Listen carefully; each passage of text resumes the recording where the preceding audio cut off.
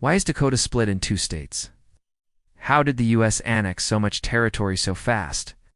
The division of the Dakota Territory into North and South Dakota, along with the rapid territorial expansion of the United States in the 19th century, were influenced by a combination of political, economic, and ideological factors.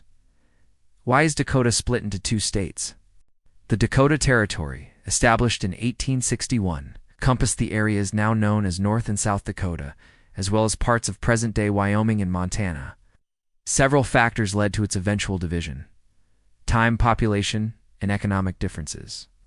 The southern part of the territory experienced a population boom earlier than the north, partly due to the Dakota Boom of the 1870s and 1880s. This growth was fueled by the expansion of the railroad and agriculture, especially wheat farming.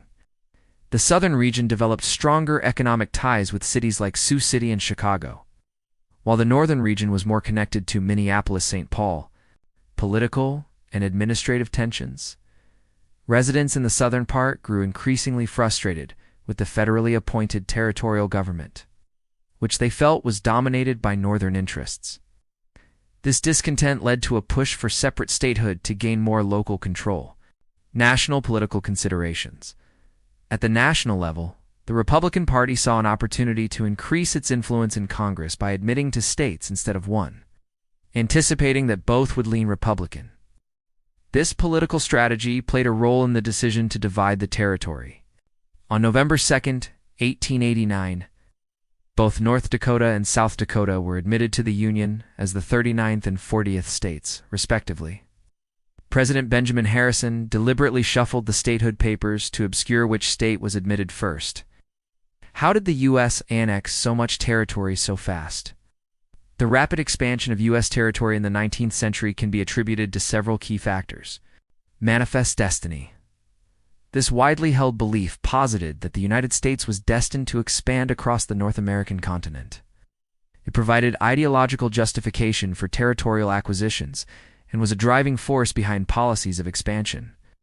Annexation of Texas and the Mexican-American War. The U.S. annexed the Republic of Texas in 1845, leading to tensions with Mexico.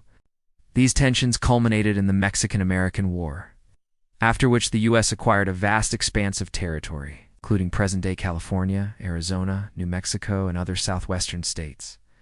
Through the Treaty of Guadalupe-Hidalgo, Oregon Treaty of 1846, the U.S. negotiated with Great Britain to acquire the Oregon Territory, which included present-day Oregon, Washington, and parts of Idaho, further extending U.S. territory to the Pacific Northwest.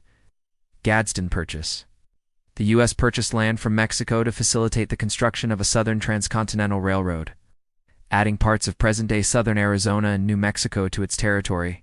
Settlement and infrastructure development. The expansion of railroads and the influx of settlers into new territories solidified U.S. claims and facilitated the integration of these regions into the nation.